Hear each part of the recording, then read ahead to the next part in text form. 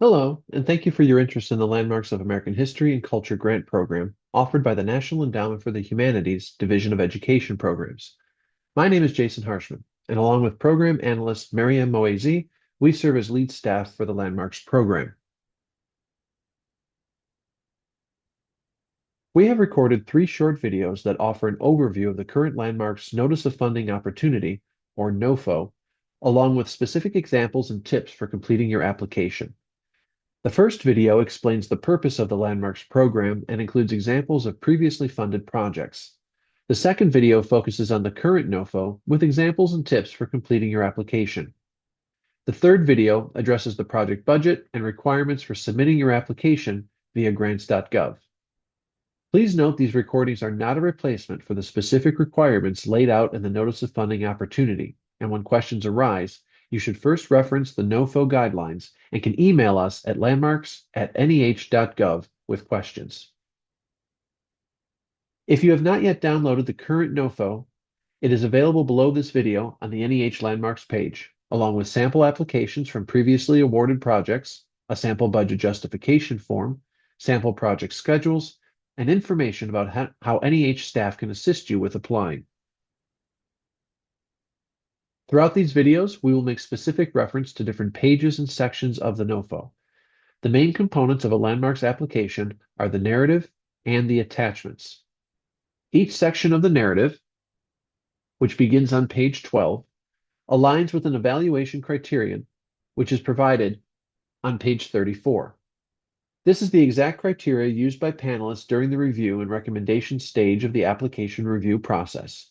So be sure to use this when writing and proofing your application. This video will focus on the narrative and the attachments, while video 3 will address the budget and uploading your application. Although all steps for submitting your application are detailed in the NOFO, please know we are available to answer questions, and you can also contact the grants.gov help desk. So who can apply to lead a Landmarks program? NEH Landmarks grants are made to institutions rather than individuals, and exactly who and who is not eligible to apply is detailed on pages 7 through 9 of the NOFO. Project directors may but do not have to be college or university faculty members, and a project director is not required to possess a terminal degree. University faculty, executive directors of an organization, educational staff at an historic home, museum staff, and more are eligible to apply to lead in accordance with the guidelines. Additionally, a project director does not have to be employed by the host institution to lead a program, meaning if you would like to design a project hosted in Buffalo, New York on the Underground Railroad, but are not employed by a university, museum, or historical society in that area, you could collaborate with a co-director to design and host a project in Buffalo. Another important issue related to eligibility has to do with entwinement. NEH does not award grants to non-federal entities whose projects are so closely entwined with a federal entity that the project takes on characteristics of that federal entity's own authorized activities. For example, if you plan to involve staff employed by the National Park Service, Library of Congress, or another federal entity that already receives federal funding to carry out educational activities similar to what you are proposing for NEH funding, their involvement must be on a limited scale and cannot be compensated. As noted here, their involvement is allowable. However, they cannot perform duties outside of their regular work requirements or hours. If you have any questions, please be sure to contact us at the Division of Education Programs to discuss how this policy may impact your project. The main components of the narrative begin on page 12 of the NOFO document. For first-time projects, the application narrative can be no more than 10 single-space pages with 1-inch margins and a font size no smaller than 12 points. If you are a returning project, your narrative maximum is 12 pages since you are required to address additional questions as noted in each section. As I move through the next few slides, I will address specific examples and questions to assist with the development of your application. Where you see screenshots of questions, I am making reference to specific prompts and the corresponding evaluation criteria for this grant program. You will also see references to sample narratives and other resources provided at the Landmarks landing page.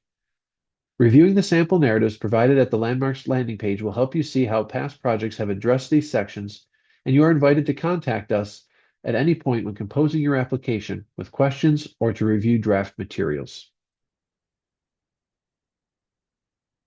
Each application begins with the nature of the request and should be approached as if you are writing a project abstract. There are 3 bullet points to address in this one paragraph section, and your application does not require elaboration beyond those points to complete this part of the application. The first and most important aspect of the review criteria is the intellectual content and place-based significance of your project. Here you will explain in a clear manner, free of discipline-specific jargon, what makes the combination of the topics and places to be studied a compelling humanities project. Lay out for reviewers the foundational scholarship, materials, and other resources this project would draw upon to illuminate multiple perspectives in relation to the focused study of time and place that participants would engage in over the course of the program. Questions you may consider. Why is this a significant topic to be studied? How do the approaches you propose to take bring to light marginalized or typically underdeveloped aspects of a topic and its related sites? What new scholarship may be available, and how would this provide participants with new understandings of topics and sites within their study of U.S. history and culture? How would studying the collection of sites included in your project inform one's understanding of a topic and how they approach teaching or researching similar topics in their own local area? Consider your target audience. As noted earlier, Landmarks projects are attended by teachers across the humanities and beyond, meaning history, literature, and art educators are often learning side by side with STEM teachers and librarians. Keeping in mind that Landmarks projects typically offer interdisciplinary learning opportunities as they bring together the study of history, literature, art, language, music, geography, and more, why would the approaches or methods your program would take when studying these topics and sites be of relevance to their work? There are 3 requirements within the application that, when perceived and addressed as similar, could lead to an incomplete application. The work plan, the schedule, and the program of study are 3 different but complementary components of the application. The program of study is addressed within the narrative, while the program schedule and work plan are attachments. There are no page limits for the 2 attachments. The program of study is a requirement addressed within the narrative and appears on page 12 of the NOFO guidelines. This section addresses what participants would study, what presenters and participants would discuss, and what your site-based experiences would address. Since you will provide a day-to-day schedule as one of the attachments, you want to use this section to show reviewers how the project addresses humanities and place-based concepts, content, and skill development toward the desired project goals and objectives. Think of the program of study as triangulating the content, the sites, and the opportunity for discussing application to participants' respective humanities-based work. Questions to consider addressing within this section include, but are not limited to, what are the underlying concepts that emerge from the intellectual significance that serve as the glue across the program? Would you have an overarching essential question for the program, or a compelling question or 2 for each day to ground the discussions and experiential opportunities? How would readings and lectures lead to discussion? What is happening at the sites that you visit? How will the education specialist engage with participants? How does the focus of Tuesday build upon Monday and inform what happens later in the week? How would your project support and educate participants on how to engage with their own work using a place-based approach? You will also address the project personnel within this section. The intellectual significance and program of study for your program rely heavily on the quality of the presenters you invite to lead sessions and the sites you include as part of your project. Who can help ensure your Landmarks program would address multiple perspectives and multiple ways of interpreting the places and topics covered within your program? The presenters you invite to be part of the program may possess expertise in a range of areas related to your central topic and come from a variety of institution types and disciplines. Professors, authors, artists, filmmakers, museum education staff, local community members, and organization leaders with direct experience and knowledge of an event or place under study within your program can all be part of the presentation team who lead your landmarks program. You should address them as part of the programs of study to make clear what their role is and why they are involved. The schedule is what participants, presenters, and project team members would be doing for the duration of your landmarks program. Would there be a welcome gathering on the first day? What time does the first day begin? Who would be presenting? What would the topic be? And what would participants have been required to read or prepare in advance? The schedule is meant to show reviewers how the days would be spent. It is the actual doing of the program of study. Your schedule should account for start and end times each day, meals, breaks, and travel. An overpacked schedule that makes for a long day can be difficult to maintain over the course of a week, so be sure to keep balance in mind. A reasonable schedule with meaningful activities planned out over the course of the week is preferable to long days with hurried activities that leave no time for participants to reflect, process, and discuss what they have learned. Your project would offer essentially the same activities and presentation during weeks 1 and 2. If you are planning a virtual or combined format project, it is important to keep time zone differences in mind when scheduling synchronous online sessions. The schedule for a combined format program should include dates for all meetings and consider potential teaching schedules for sessions that occur outside of the summer meetings. Virtual programs can combine synchronous and asynchronous sessions and could have later start and end times for each day compared to a residential program. Virtual programs may also consider sessions outside of the summer season in the interest of supporting educators during the school year in addition to time spent meeting during the summer. Points to consider when organizing your schedule can be found on page 14, and sample schedules for residential, virtual, and combined format workshops are available at the Landmarks landing page. The attachment for your schedule also includes a resource list that details what participants would read, watch, and listen to before and during the workshop. It is advised that there be a connection between the intellectual significance, the program of study, and this resource list, so reviewers understand how those identified resources would be used before and during the program. The work plan is a required attachment that details how your team would work between the start of the grant through the end of your landmarks program.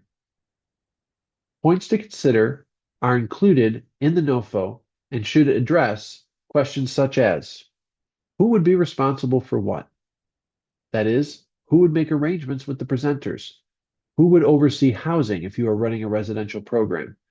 Who would work to develop digital materials such as a site tour or recorded lecture for a virtual program? Who will serve on the application review team?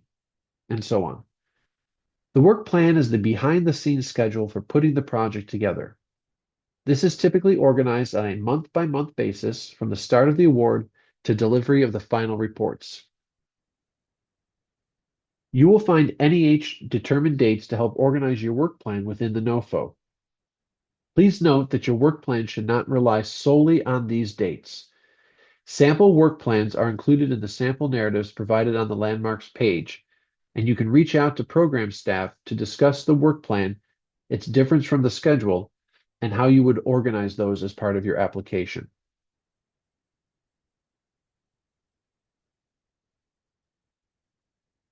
In your application, you would need to address how, if funded, you would promote your program to recruit participants from across the country.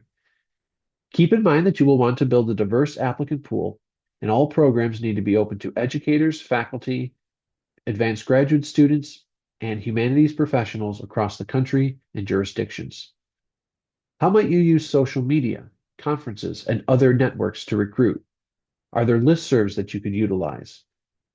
Do your proposed partner sites, such as the museum, historic home, or archive, have ways of advertising and recruiting that you can reach potential applicants through? Some projects create short videos about their program with images of sites to be visited, create flyers to be sent out to colleagues or through those professional organization networks mentioned previously, and through social media. Since the project is designed for a national audience, you will need to be clear about how you would communicate with participants before, during, and after the workshop. Will you use an online platform to organize files and communication? Will you organize a pre-workshop video meeting to go over travel logistics, introductions, and group norms, and other important information so you can hit the ground running when participants arrive on site? What might your project team do after the program formally ends to keep in touch with participants to provide support, share resources, or perhaps collaborate on expanding the reach of the project through a conference or publication? Whether you are running a residential, virtual, or combined format program, project teams are expected to develop some type of communication plan that extends beyond the primary meeting time of the program.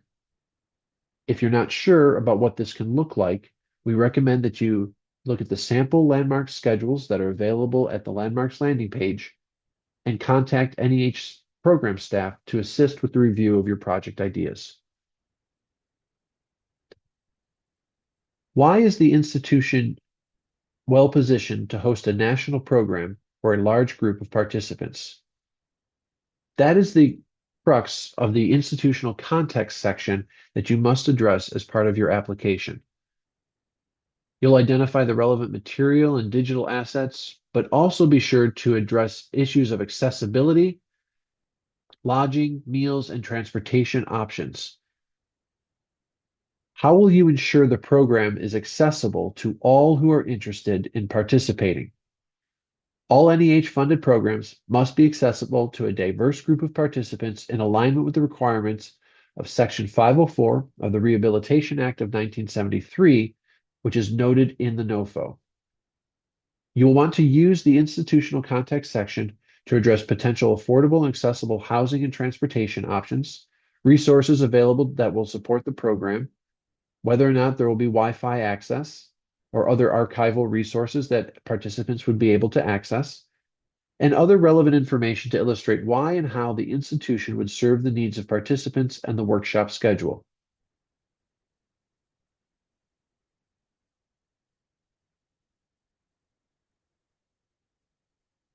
One attachment includes letters of commitment or letters of support. Letters of commitment from individuals who will lead presentation speak to the feasibility of your project. A formal letter or a copy of an email goes a long way in demonstrating that those whom you have identified in the schedule and work plan understand the role they would play and that they are committed to participating if funded. Additionally, letters of support from institutional leadership speak to the capacity of your organization to host educators and scholars from across the country and provide the level of engaged study your project promises. A note for returning projects. As noted throughout the NOFO guidelines, returning projects have additional questions they must address and an additional attachment they must provide. In each section of the narrative, returning applicants must address additional questions to demonstrate reflection on areas of strength and areas for improvement since the last time the workshop was offered. Responses should draw upon reflections by the team and feedback provided by past participants. Returning applicants are required to provide the participant evaluations that were collected at the conclusion of their most recent NEH professional development program. Evaluations must include the NEH required questions and cannot be altered or edited. Please provide the complete document and avoid replacing the complete evaluations with a summary page or some other analysis document in place of the actual evaluations. At any time during the application process, you can contact an NEH Division of Education program staff member to discuss your project. We will discuss drafts at any stage of completion until January 6, 2025, or you can email us at landmarks@neh.gov to schedule a meeting or a call to discuss your project. Drafts can include the narrative, schedule, work plan, or any other component of the application that you would like to discuss and do not have to be in their complete form. We do recommend that you review the review criteria provided in the NOFO, where you will find questions under each section of the narrative that you will need to be able to address, as well as the specific questions that you will address as a returning project. Once again, these are the same questions that the reviewers will consider when they're reviewing your application and making recommendations. Please note that we will accept drafts until January 6th, and that draft narratives should be no more than 10 pages for new applicants and no more than 12 pages for returning applicants. Drafts are not required in order to apply, but many applicants have found this feedback to be helpful prior to applying.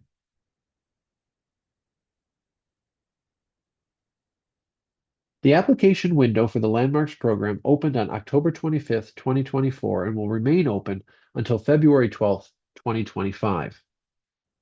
We will host a live question and answer session on December 5th, 2024 at noon Eastern Time.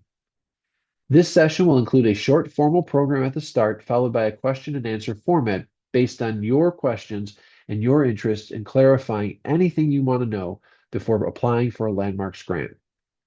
The link to attend this meeting is available in the NOFO and at the Landmarks page. We will accept drafts until January 6th, 2025. These are not submitted to grants.gov. If you would like to submit a draft for staff to review, you can send a Word or document or a PDF to landmarks@neh.gov. We aim to return these quickly so that you still have at least 2 weeks prior to the application due date. Again, drafts are optional. If you would prefer to speak with someone rather than submit a draft, please contact us to schedule a call. Instructions for how to submit your application through grants.gov are provided in the Notice of Funding Guidelines and addressed in the third video. Only complete applications submitted by the deadline will be reviewed. Incomplete applications in any capacity will not be reviewed. We will begin the review process in April of 2025.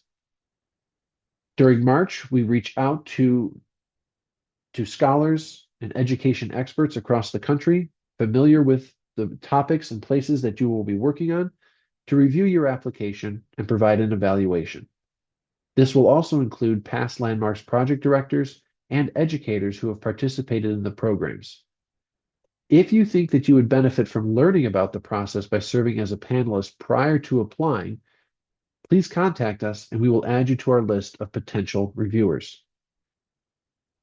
The National Council on the Humanities convenes in July of 2025 to discuss and make funding recommendations for the Landmarks applications. On average, we have awarded 15 grants a year through this program, but please know we do not have a ceiling. This is only an average. We will then notify award recipients in August of 2025. Grants will begin in October of 2025 for programs to run in summer of 2026. The other two videos available on this page address specific examples of past Landmarks projects and how to submit your application using grants.gov. Each video provides detailed examples and advice for applying, so be sure to review them in their entirety. We look forward to hearing from you and hopefully working with you on a workshop of your own. Thank you for your time and interest in the NEH Landmarks of American History and Culture Grant Program.